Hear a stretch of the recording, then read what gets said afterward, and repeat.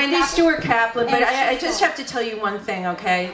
One of the most important things about this woman that I'm about to interview, she wrote this book, I Am That Child, Changing Hearts and Changing the World. She's probably one of the greatest humanitarians I've ever met, so I give you Elizabeth Geitz. Here we go. Thank you. Thank you. How much of your experience in Cameroon developed the title for this book? All of it. All of it.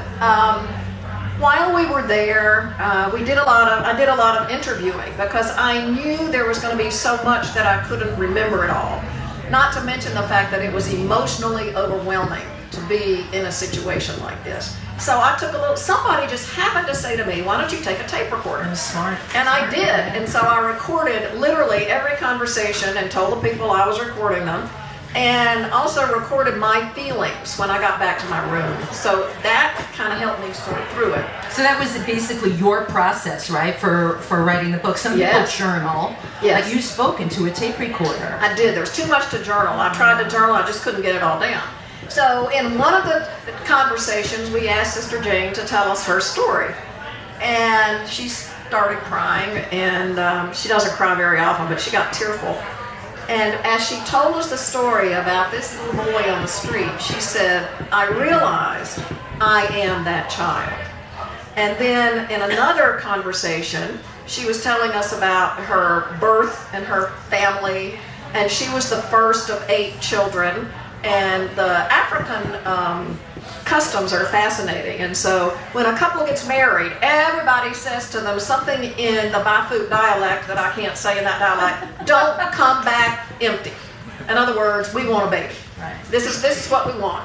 And she said, I am that child. So she was the first child born of 8 and grew up in a 1-bedroom, dirt floor hut without a bed, sleeping on banana leaves.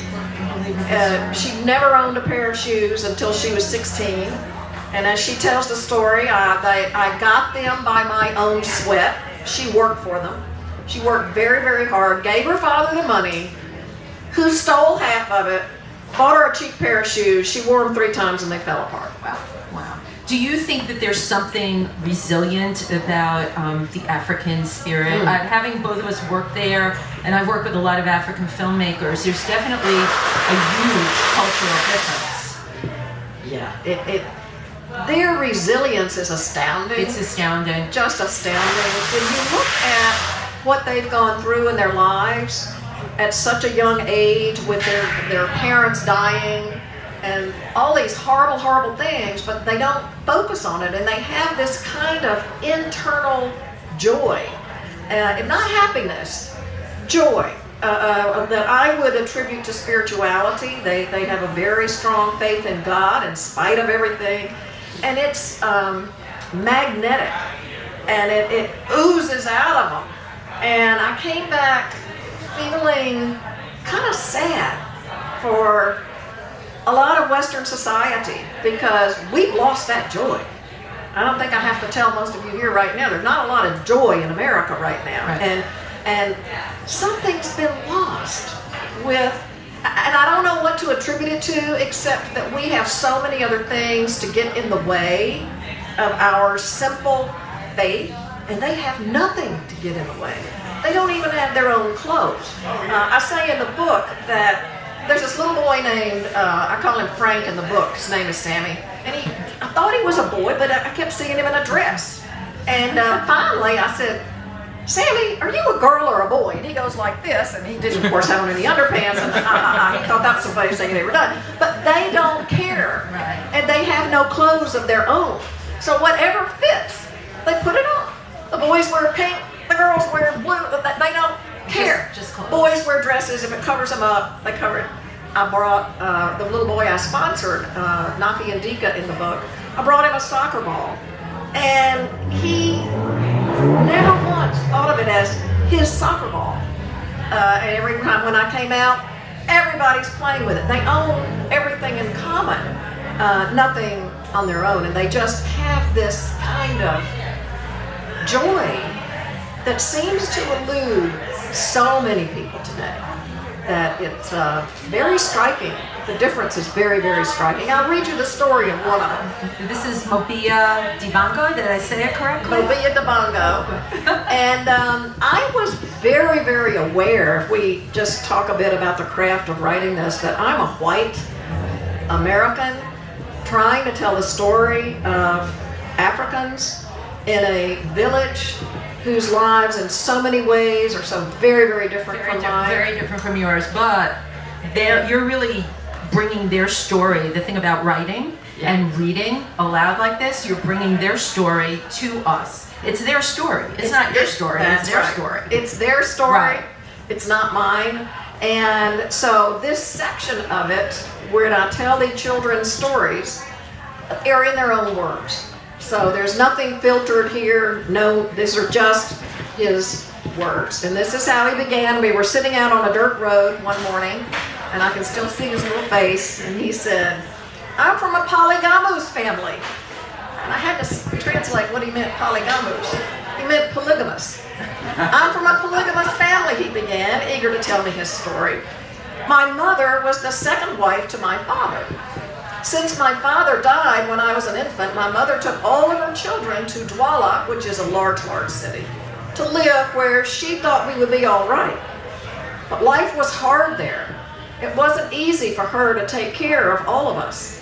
You see, there are 15 children in my family. 8 by my father's first wife, and 7 by my mother. We are all of the womb tribe, W-U-M, and they all told me which tribe they were a member of. When my father died, the first wife took her children to stay in Douala, and took her children somewhere else, and my mother took us to Douala. I used to sleep outside on the streets. Our mother couldn't take care of us all. She could not feed us. It was very difficult for her. So she took us to stay with her mother. She thought her mother could help us. There was no trace of sadness in his voice, no look of devastation in his eyes. Perhaps Mobia had felt it for so long that he was numb. I didn't know. He went on. Because my mother could not feed us, my uncle came and took 3 of us to his village and to live and work for him. Me, Emmanuel, and Mary. My mother thought we would be fine, but things were not going fine. Life there was horrible. He made us do back-breaking labor all day to support him and his family, while we went without enough food to eat. Many days I was so hungry I thought I was going to pass out. But I still had to keep working, keep going. I used to do business for my uncle as well, and we were not allowed to go to school. Instead, we worked from sunup to sundown. My mother taught us how to bake flour into gâteau, cake. The cakes were plain but sweet with no icing because that would have melted in the sun. Anyway, that's what we did to earn money. Then my mother fell sick, and I had to leave my uncle's home to take care of her. I don't know what she was sick with, but it was very terrible, he said, shaking his head. And here are my thoughts. Each child I spoke with told me they did not know what their parents had died of, but they all knew that their parents had died of AIDS. There was a tremendous taboo about AIDS at that time in Africa, and they never said what it was. So to go on. My mother died in my hands, Mobia continued more softly, at night, at 2 o'clock in the night. I was holding her. My grandmother sent us to the next village to tell my mother's family she had died. We had to go in the night to tell them. There was no place to keep the corpse cold, no more. So we had to leave right then in the middle of the night. We left at 4 o'clock in the morning to go tell her family in the next village. We were trekking for 2 hours to get there. And at first we were in complete darkness. We stumbled and made our way as best we could through thick undergrowth in some places and muddy roads in others. I fell several times and my leg was bleeding from hitting a rock. We had to pass through rushing water through a river. I was very afraid. The water was full and moving so fast. To keep our dresses dry, we had to remove them. We had to wrap them up. Our grandmother had told us not to get our clothes wet. We finally got to the next village to see our aunt, but nobody was there, so we had to wait. She never came. And then he goes on to say that everybody finally came and they buried his mother the next day. And at the end of that, I just hugged him. What can you say? What can you say? What can you say? At any point, did you ever lose hope there? Did you just feel, this is such a hopeless situation? No, because they didn't lose hope. And what I came to realize is, in part, we were their hope. And not hope, the great white hope, but we were hope in the sense that we were people from 5,000 miles away that had never met them, and we represented a whole lot of people who cared for them, and they knew that. And they talked about that over and over and over. They knew, okay, here, these people must care about us. Why would they come? Why would they do this? And they knew there were lots more back here that weren't with us that time. And they did not lose hope, and they still haven't lost hope. This was 8 years ago that I went. Wow. And what's going on there now? Well, right now, Cameroon is 80% French speaking and 20% English speaking. And as often happens with a minority in any country, as happened in ours, the English speaking people, which Sister Jane and all of her children are, were very much discriminated against. People wouldn't hire them for jobs. They didn't get the infrastructure money that they should have gotten. It was horrible. They're just not telling all of it. And so they finally said enough is enough. And so Cameroon right now is very much in a period like the civil rights movement in America in the 60s. And I'm with them every step of the way, and I call Sister Jane regularly, and we talk about it. The presidential election is coming up on October 7th. So things are pretty unsettled there right now. Now, you sing psalms with her over the phone, right, to keep her going. I mean, I think that's brilliant. You know, here she is thousands of miles away, but you're basically the wind beneath her wings. Well, I don't sing psalms because I can't sing, but I read them. You read them. To her, and I ask her, what psalms, are you doing? Now, what's happened since the book was written is that, Brenda, would you stand up? Brenda and I founded Good Shepherd Sustainable Learning Foundation, and we are building and have actually finished 2 phases of a residential secondary school for these children and other children like them. We have 2 women from Milford, a little town right in Pennsylvania, but because of the vision that both of you have, look at the difference you're making in the world. Well, what I want to say to all of you, and what I kept thinking of with each sentence that I wrote for the book, is that what I hope is that, not that everybody will pick up and go to Africa and do what we did, but that you'll look and say, well, what am I meant to do? What are my gifts? I knew one of my gifts was writing, so I knew I could come home and write about it. At least I hoped it was a gift. And so, if we all just do something for one person, and say, what could that maybe be for me? And I'm sure it might be something extremely different than what Brenda and I did. But just for any of us to touch one person. Each one of us can touch one person.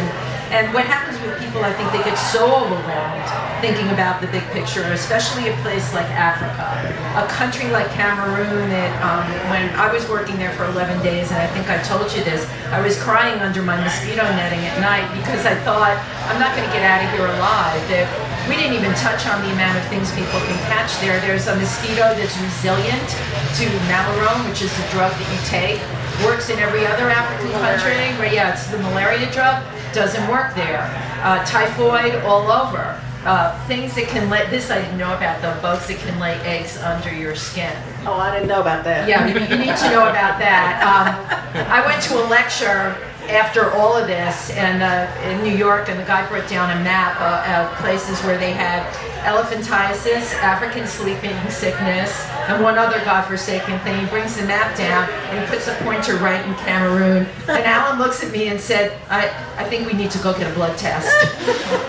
you just, you in many ways, right, when you do something like this, a million things could have happened to you. You had a story where you got out of the car and there were men with machetes there.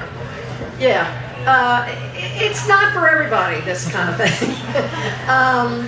Yes, there's not exactly public restrooms. We had an 8-hour drive from the airport to the orphanage, and you gotta go to the bathroom at some point. So as our experienced traveling companion said, oh, Elizabeth, you'll have what I call a cornfield excursion somewhere along the way. A tour of the cornfield. So I said, okay, I'm ready for my cornfield excursion. So we get out, and we get pretty far out, except it wasn't a cornfield, it was the woods. We get down there, and I look up, and I see about a dozen men with machetes walking down the road. Now, they weren't looking threatening, they were just a dozen men with machetes. And I knew I couldn't get back in the van before they got to where I was. And I knew that if I started acting crazy or ran off, that was going to cause some sort of a scene. So I just tried to act normal, and which for me is kind of hard to do anyway, but I tried to act normal. Sister Jane called them over to the van. You can see I'm starting to lose my voice just telling them this. And she was smart. And she said, you look like such good boys. Let me give you all some food. She gave them some food, and we got in the van, and off we went. That was that. Everyone was happy. Yeah, and I'm sure they were just on the way home from working in the fields. They weren't looking for trouble. As I put in the book, and my editor changed the language, they weren't looking for two white women sunny side up in the middle of the field. I totally love that. They weren't looking for that, I can guarantee you, but, So, your fashion influencer before you went to Cameroon, you and I talked a little bit about Angelina Jolie's a celebrity. Whether you like her or dislike her, she has made incredible marks around the world, and she's certainly been my inspiration. I think of her all the time, going to these places, right, to make films. Was she your inspiration too? Well, when I told my husband I was going, I said, I think I probably should get the right kind of clothes, and I don't know what to wear, but I don't want to stick out, and I knew if I wore my suburban summit clothes, it wasn't going to be a good thing. So I Googled Angelina Jolie in Africa images, and I looked at the clothes she had on, and it was kind of cargo pants and, round neck t-shirts, long sleeve. So I went down here to the Walmart in Milford and got my Angelina Jolie look-alike clothes. That's brilliant. And I got a watch for $15, and I got a little silver wedding ring. Not that I thought it was important for people to know I was married. I don't know why, but I did, and so that's how I went to Africa. Do you have a plan if things clear up in Cameroon and it's safe to go there again? Oh yeah. Yeah, you've got a plan to go back. Are you going to take Brenda with you? If she would go, yeah. Brenda, I'm very impressed that you went there too. You really very admirable. Well, let me tell you something else. When Brenda went, she had open heart surgery 6 months before she went. So you're never too old to go. Right. You've never had something that means you can't go. I also want to recognize who I call Jonathan Langberg's parents. They are Laura and Eric. Jonathan, stand up, you guys. And his Eagle Scout project was to collect 33 band instruments from Delaware Valley High School that people weren't using. They are now, thanks to him and lots of sleepless nights, they're in Cameroon at Good Shepherd Academy. You're connected then. That's amazing. A round of applause, really. That's how incredible. That's really great. I would like to open up the floor to questions now, if that's okay. So ask away. Yes. What's your website in case people wanted to make a gift to support your... Oh, you're so wonderful, John Thompson. I've got some brochures to give you all, but it's pretty easy to remember. It's called imaginingtomorrow.org. Because that's what we're doing. We're imagining tomorrow for them. And we've got, and in the school that we have, $2 a day gives them 3 meals, one with me. $2 a day. There's no amount of money too small to make a difference. So imaginingtomorrow.org, and I'll give you a brochure. And here's what Sister Jane looks like, if anybody's curious. That's Sister Jane. And this is the little boy that I sponsor, my husband and I sponsor. He's now passed what is called his A-level exams, and he's on his way to university. That's amazing. And Mobia Dabango is in medical school. wow. And he's doing extremely well. So, and what I'd say, if you don't want to get all the shots that Wendy and I had, you can go on the journey by reading my book, I Am That Child. And it's over there. No, it's a great idea because that's why we write. We take our readers on journeys, right? So this is a quick, easy way. And the book is in the bookstore. The book's in The the book's in the bookstore. bookstore, and honestly, it's just fascinating. I couldn't put it down. I really couldn't put it down. I laughed, I cried, and I went on a journey with you. Yes, you did. And she and Wendy and Alan have just done a documentary called Whisperers and Witnesses, filmed in Cameroon. It's going to be at the Black Bear Film Festival in the Salon on the 21st at 11 o'clock in the morning. We'll start your day off with a journey into Cameroon. We told the stories of gorillas and chimpanzees that were left orphaned because their parents were killed by poachers. There's a huge problem with bushmeat over there. You know, we all hear about poaching, but what exactly is it? Well, the parents are killed and the babies are left to die, or they're sold into the tourism industry. And there are chimps that we met that had been on chains in hotels for 40 years. And I met two incredible women that are rescuing them there. They have these rescue centers that are just unbelievable. And the Cameroon people that are involved, now these people have so little, you know that. And yet the caregivers are all from Cameroon. They believe in the future of Cameroon. Once again, hope. They have hope. This is their legacy for their children, that the gorillas and chimpanzees will live on, and they're out there trying to do something about it. As Elizabeth said, each and every one of us, we have the power within us to touch every person in this room. Thank you. Thank you all so much for coming.